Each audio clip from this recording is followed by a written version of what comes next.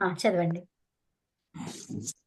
ఓం వాంగ్మే మనసి ప్రతిష్ఠిత మనో మే వాచి ప్రతిష్ఠితం అవిరావీర్మయేధి వేదస్య ఆణిస్తః శృతం మే మా ప్రహాసీః అనేనాధీతేనాహోరాత్రాన్ సందదామి ఋతం వదిష్యామి సత్యం వదిష్యామి తన్మావతు తద్వక్షరామవతు అవతు మాం అవతు వక్తారం అవతు వక్తారం. హరి ఓం. సర్వేభ్యః. ఇప్పుడు మనము నమస్తే మాన్యే. నమస్తే అమ్మా. నమస్తే అండి. సర్వేభ్యః శుభోదయం. శుభోదయం. సుప్రభాతం. సో ఇప్పుడు మనము సూత్రము. శుభ సాయంత్రం. శుభ సాయంత్రం మాకు. ఉమా వచ్చినారా వాపసు? వచ్చేసాను మొన్న వచ్చేసాం మొన్న నైట్. ఎట్లా ఉంది హెల్త్? బాగుంది బాగుంది బాగుంది. ఎక్కడికి వచ్చేసిండ్రు? యుఎస్ కా? ఇండియాకు మా ఊరు తాడిపత్రికి వచ్చేసాము. Okay okay. మన నైట్ వచ్చాము. మన నైట్. సూత్రం ఏంటిది? సూత్ర సంఖ్య ఎంత? అనుదిత 169 మేడం. మాన్య మీరు నోట్స్ పెట్టలేదు కదా? అది ఇంకా ఇదా పెట్టిదాను కదా? పెట్టలేదా? లేదు మీరు పెట్టేస్తే మేము ప్రింట్అవుట్ లో తీసేసుకుంటాం. అది అదేలే. పెట్టలేదా? నేను పెట్టినా అనుకున్నా. అందులో మధ్యలో కూడా ఒకటి 40 నుంచి 44 వరకు ఎక్కడో లేవు మన్నే కొన్ని అవును, అవి రాస్తున్నా, మెల్లిమెల్లిగా రాస్తున్నా. మధ్యలో అవన్నీ వచ్చేసినాయంటే మాకు అన్ని అవును ఒక చోట బుక్ లాగా ఉంటది, ఉండిపోతుంది. అవును, ఇదంతా మీ నోట్స్ అంతా. అయితే నేను అనుదిత్ది చెప్పలేదు. అయితే చెప్పారు కానీ నోట్స్ నోట్స్ రాయించలేదా? అయ్యో, ఎక్స్ప్లెనేషన్ అయిపోయింది. అదే ఓకే. నేను ఇప్పటి వరకు రాసిన అనుకున్నాను. ఒక్క నిమిషం చూస్తున్నా. ఎక్కడ పెట్టినట్టు అనిపించింది నాకు. రాయలేదా? లేదు మన్ని. అయ్యో, సరే. సో దాని గురించి మళ్ళీ నేను చెప్తాను. ఒకసారి. Okay, resume. ఓకే, సో ఇక్కడ మనకి సవర్ణస్య అణుదిత్ సవర్ణస్య చా ప్రత్యయః అంటే ఇక్కడ చా అంటే చ అప్రత్యయః అన్నమాట. సో ఇక్కడ ఏం చెప్తున్నారు అంటే అణుదిత్ అంటే అణ్ ప్రత్యాహార వర్ణం కదా. అణ్ అనేది ప్రత్యయము కాదు, అది ప్రత్యాహారము అని చెప్తున్నారు ఇక్కడ. అవునా? అంటే అణ్ అనేది రెండు ఉన్నాయి అన్నమాట. ప్రత్యయము ఉంది, ప్రత్యాహారము కూడా ఉంది అన్నమాట. అందుకని ఏం చెప్తున్నారు ఇక్కడ? అది ప్రత్యయము కాదు, ప్రత్యాహారము అని చెప్తున్నారు. తర్వాత సవర్ణస్య అంటే ఇప్పుడు మనము ఏం చేస్తున్నాము? ఈ అణ్ ప్రత్యాహారం ఫస్ట్ అనుకోండి. ఉరణరపరహ వచ్చిన సూత్రంలో అణ్ ప్రత్యాహారం వస్తుంది కదా, ఈ ఊ ఇంతే కదా. అవునా? అయితే దీంట్లో మనం ఏం చేస్తున్నాము? ఈ సవర్ణం ఇంకొకటి కూడా తీసుకుంటున్నాము అనేది. అవునా? తర్వాత ఇంకొకటి కూడా తీసుకుంటున్నాం. ఇక్కడ కూడా ఈ అనేది ఊ అనేది కూడా తీసుకుంటున్నాం కదా, అందులో లేదు మరి. అవునా? అయితే సవర్ణము ఉన్నప్పుడు ఇది తీసుకోవాలి అని చెప్పిన సూత్రం ఏంటి? అనుదిత్ సవర్ణస్య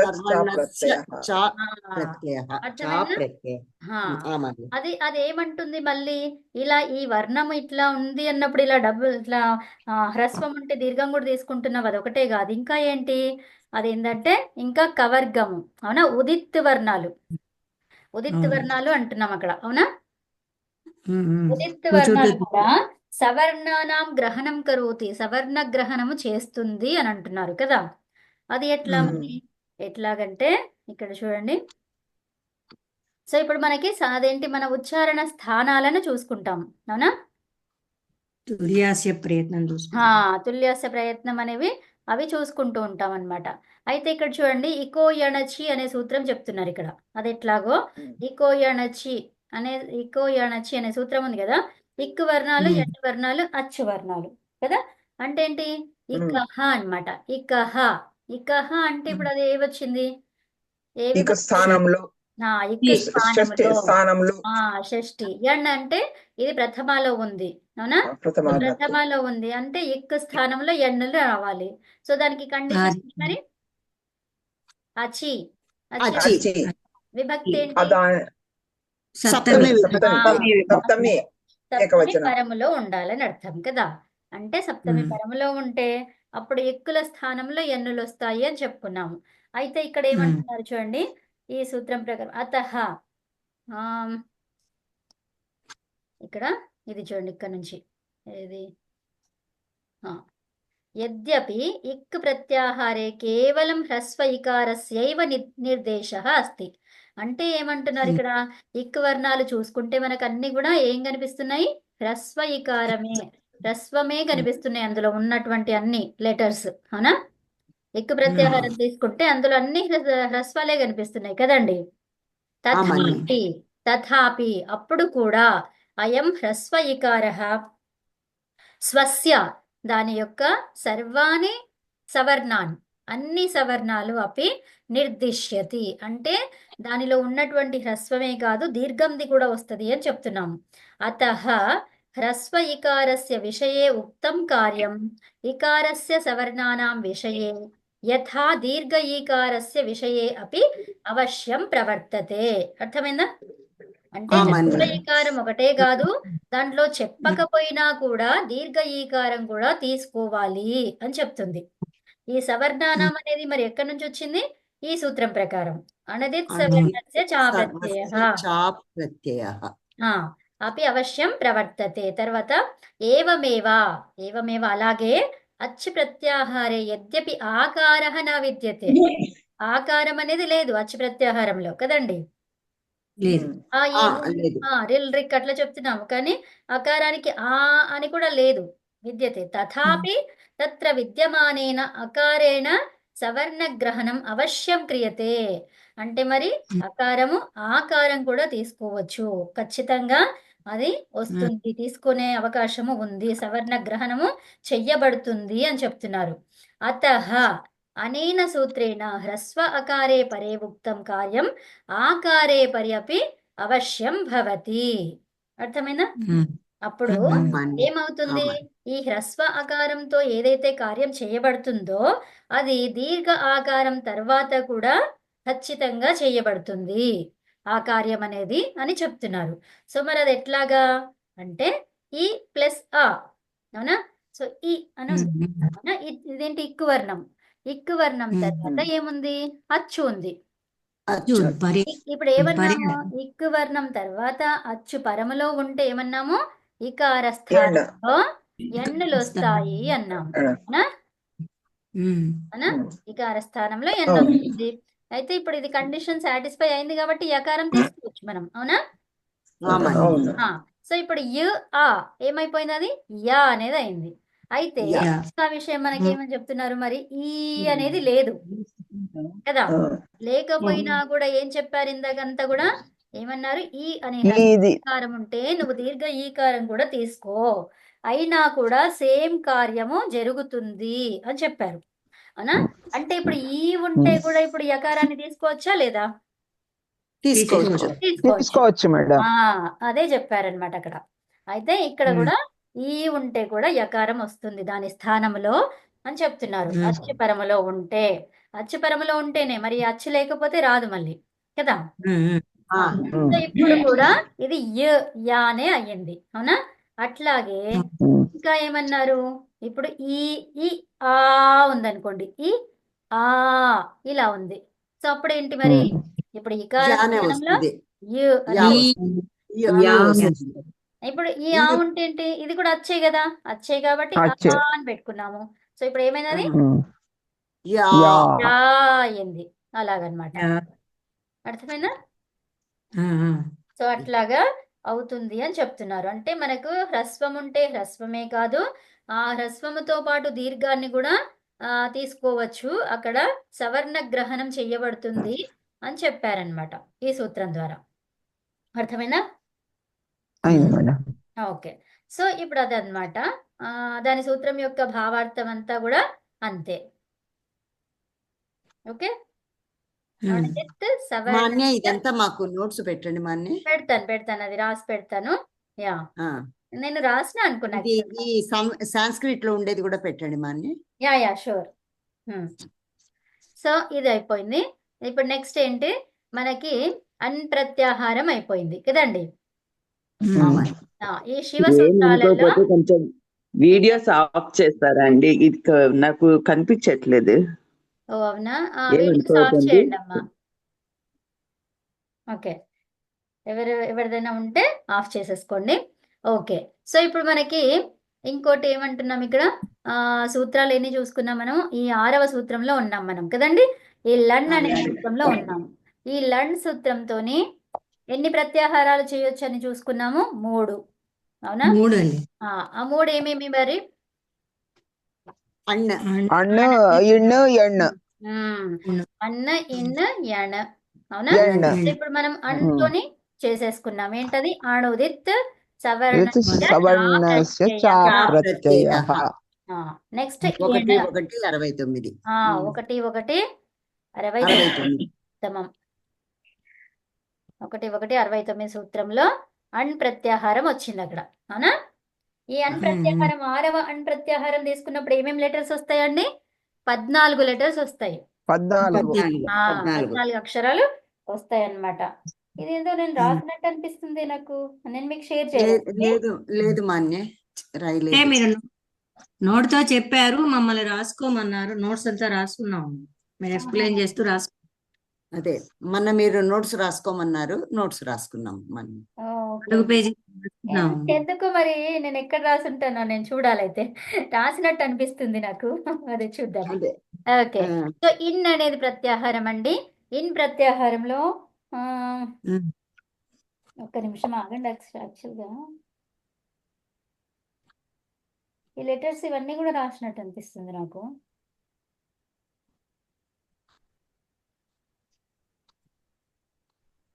యా, రాసినాను. క్లాస్ 54 దాంట్లో రాసినాను అనమాట. అంటే కొంచెం రాస్తున్నాను, ఇంకా రాయలేదు, కంప్లీట్ కాలేదని మీకు షేర్ చేయలేదు అది. ఓకే.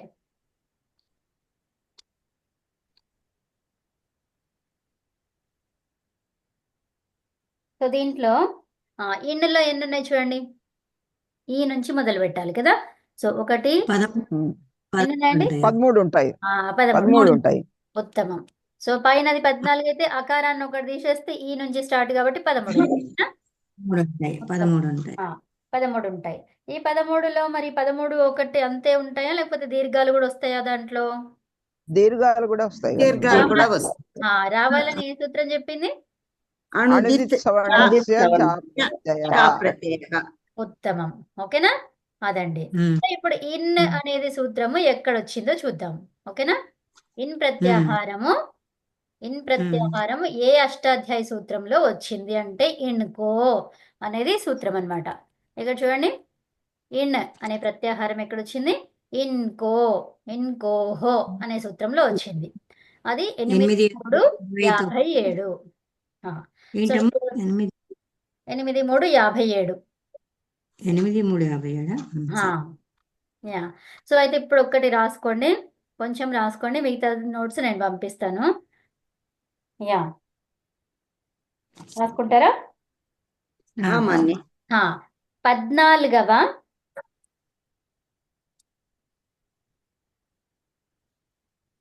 ఓకే, నేను కూడా రాస్తాను మీకు ఇక్కడ. ఏంటది?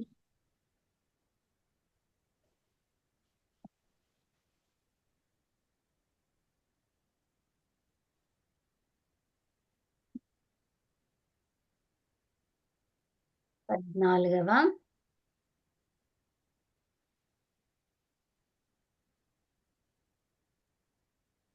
ఫస్ట్ది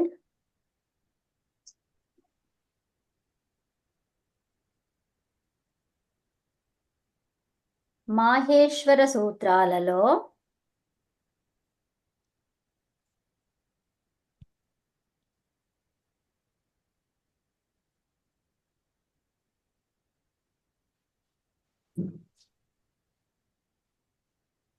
మాహేశ్వర సూత్రాలలో 6వ సూత్రం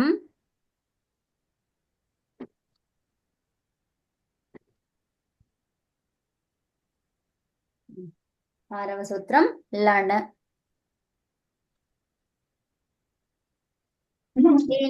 దీనితో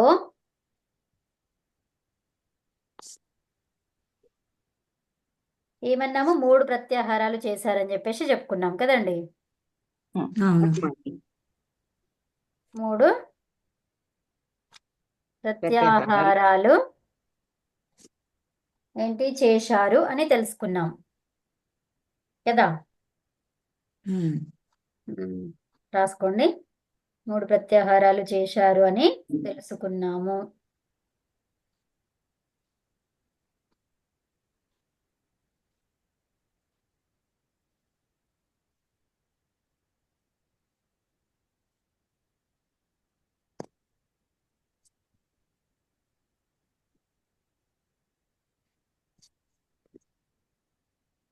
తర్వాత ఏంటిది? అందులో రెండవది ఇన్ ప్రత్యాహారం. అందులో అంటే దేంట్లో అండి? 14వ లండ్ ప్రత్యాహారం. లండ్ లండ్ లన్ ప్రత్యాహారం. ప్రత్యాహారములో ఉత్తమ లన్ సూత్రములో సూత్రం లన్ లణని సూత్రంలో లన్ సూత్రంలో ఏంటిది? మాహేశ్వర సూత్రం అది. అందులో అంటే లన్ 6వ లన్ మాహేశ్వర సూత్రములో రెండవ ప్రత్యాహారం ఏంటిది? ఇన్. రెండవది ఇన్ ప్రత్యాహారము. ఉమ్. ఇన్ హా అని రాస్తాను నేను, ప్రత్యాహారము. ఓకేనా? ఇది అష్టాధ్యాయిలో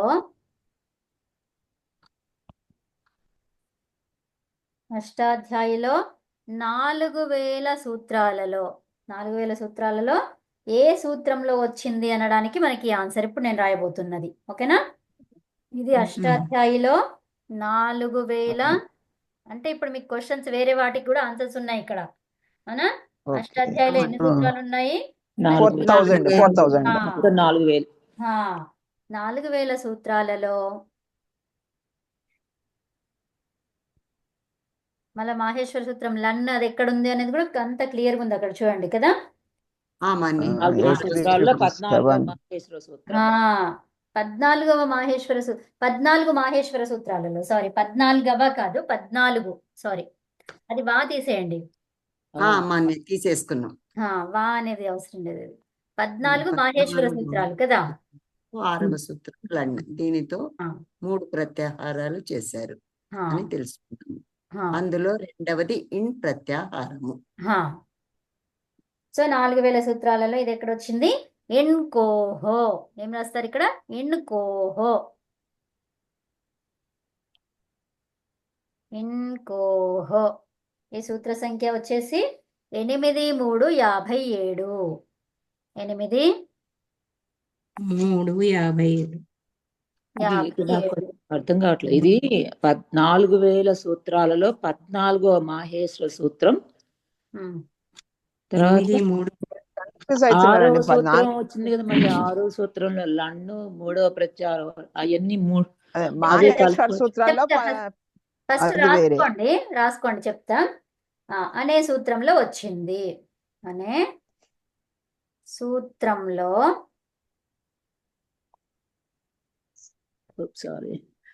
వచ్చింది. ఓకే. సో ఇప్పుడు మనం దేని గురించి మాట్లాడుతున్నాము? ఇన్ ప్రత్యాహారం గురించి మాట్లాడుతున్నాం. ఆ ఇన్ ప్రత్యాహారం ఏ సూత్రంలో వచ్చిందని చెప్పుకుంటున్నాం. అవునా? సో ఏ సూత్రంలో వచ్చింది అంటే మరి ఇవంతా ఎందుకు అంటే అదంతా మీకు తెలియాలి. మళ్ళీ మల్టిపుల్ టైమ్స్ మీకు తెలుసుకుంటే అది ఈజీగా మీకు గుర్తుండిపోతుంది అనే ఉద్దేశంతో. ఓకేనా? సో ఇక్కడ ఏమన్నాము? 14 మాహేశ్వర సూత్రాలలో. మాహేశ్వర సూత్రాలు ఎన్నని అర్థమైంది? 14. అందులో మనం ఏం తెలుసుకుంటున్నాము? 6వ సూత్రం సూత్రం. ఇప్పుడు మనం చెప్పుకోబోయేది ఏ సూత్రం గురించి అన్నమాట? లండ్ గురించి. దీనితో అంటే దేనితోని? ఈ లండ్ తోని ఎన్ని ప్రత్యాహారాలు చేశారని తెలుసుకున్నాము? 3.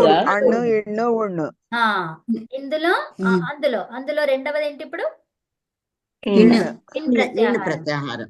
ఈ ప్రత్యాహారం ఎక్కడ వచ్చిందో చూస్తున్నాం. ఇది అంటే ఏది? ఇన్ ప్రత్యాహారము. ఇన్ ఇన్ ప్రత్యాహారం.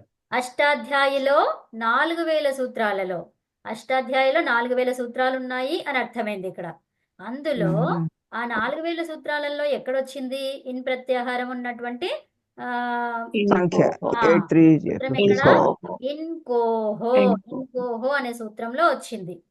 ఇన్ ప్రత్యాహారం ఎక్కడొచ్చింది? ఇన్కోహో ఇంకో లో వచ్చింది. అర్థమైందా? అది 8 దాని సూత్రం 50. ఎంత? 8 3 57. 57. 57. అంటే ఏంటి?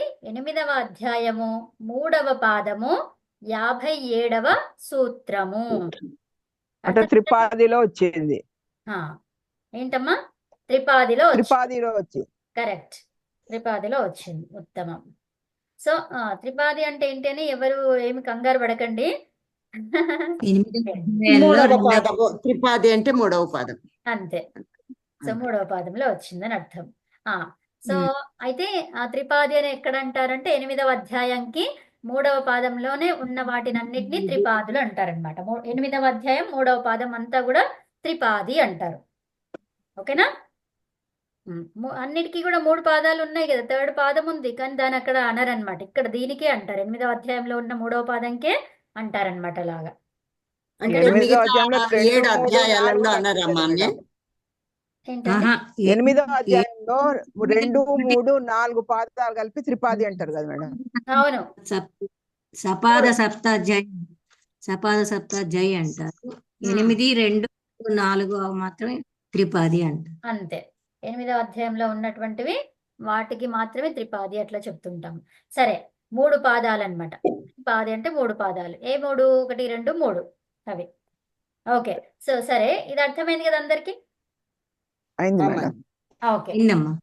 నెక్స్ట్ ఏంటి మరి? ఇంకో ఈ సూత్రాన్ని విడదిద్దాం. ఓకేనా? పదచ్ఛేదం చేస్తే ఎట్లా వస్తుంది చూడండి. జస్ట్ అది యాజ్ ఇట్ ఈజ్ గా అంతే ఉంటది అనమాట. ఇన్కోహో అంతే, చేంజ్ లేదు ఆడ. చేంజ్ అనేది లేదనమాట. సో ఇప్పుడు ఏంటి Fixed. మరి? ఇది ఫిక్స్డ్. అంతే. ఇన్కోహో అనే సూత్రం ఎలాగుందో అదే పదచ్ఛేదం. ఓకేనా? పదచ్ఛేదం ఏంటి? ఇన్కోహో. మరి విభక్తి ఏంటిది? పదచ్ఛేదం అంటున్నాము. మరి విభక్తి 6 పంచమి విభక్తి. పంచమి విభక్తి 5 ఏకవచనం. 5 పంచమే ఉండాలి. ఒక్క నిమిషం. పంచమి విభక్తి ఏకవచనం. ఏకవచనం. పంచమి ఏకవచనం. ఓకేనా? ఇది పంచమి ఏకవచనం అని చెప్పారనమాట. ఓకేనా? నెక్స్ట్ ఇప్పుడు మరి సూత్రార్థం ఏంటి? ఈ సూత్రార్థం ఏంటో ఇప్పుడు వినండి. సూత్రార్థం ఏమంటున్నారు నేను మీకు అది షేర్ చేస్తూ చెప్తాను. ఓకేనా? ఏమంటున్నారంటే ఎన్కో అంటే ఇక్కడ అదేంటిదో ఒక అధికార సూత్రం అన్నమాట. ఓకే, ఈ అధికార సూత్రం ఏది? 8వ అధ్యాయము 3వ పాదము 57వ సూత్రం అని మనం చూసాం ఇందాక. అవునా? అక్కడి నుంచి ఆ 3వ పాదం చివరి దాకా ఉంటుందన్నమాట. అధికారము అంటున్నాం మనం. అంటే అధికారం అంటే ఇప్పుడు మన ప్రైమ్ మినిస్టర్ ఉన్నాడు. అవునా? ప్రైమ్ మినిస్టర్ యొక్క అధికారం ఎంతవరకు ఉంటది? దేశం మొత్తం ఉంటుంది. దేశం మొత్తం ఉంటది, కానీ మళ్ళీ కంట్రీ అదేంటి మన వేరే డిఫరెంట్ కంట్రీస్ కి ఉండదు. ఆయన అధికారం ఉండదు కదా. సో జస్ట్ మన ఇండియాకి మాత్రమే ఆయన అధికారం. అవునా? అట్లాగే ఒక్కొక్కరి అధికారం ఒక్కొక్క ప్లేస్ వరకు ఉంటుంది కదండి. సో అట్లాగా ఏంటి ఈ ఎన్కో అనే సూత్రం యొక్క అధికారం ఎక్కడి నుంచి మొదలైంది? 8 3 57 నుంచి మొదలైంది. అవునా? అక్కడి నుంచి మొదలయ్యి అక్కడ 8వ అధ్యాయము 3వ పాదములోనే 8వ అధ్యాయం 3వ పాదంలోనే ఉన్నటువంటి చివరి సూత్రం ఏంటి? 119 అన్నమాట. చివరి సూత్రం వరకు ఈ ఇన్కో యొక్క అధికారం ఉంటది. ఓకేనా? ఒక ఇంటి నుంచి ఒక ఇంటి వరకు, ఒక దేశం నుంచి ఇంకో దేశం వరకు అట్లా ఎట్లయితే ఉంటదో అట్లాగే ఈ ఎన్కో అనేది దాని యొక్క అధికారం ఎక్కడి నుంచి ఉంటది? 8 3 57 నుంచి. ఓకేనా? 8 3 57 నుంచి 8 3 నూట 119 వరకు దాని అధికారం ఉందన్నమాట. ఇది ఒక అధికార సూత్రము. తర్వాత అక్కడి నుంచి అంతవరకు అని తెలుసుకున్నాము. తర్వాత ఎక్కడైతే దాని తర్వాత ఎత్ కిమపి అంటే ఏదైనా ఒక కార్యం, ఓకే, ఆ?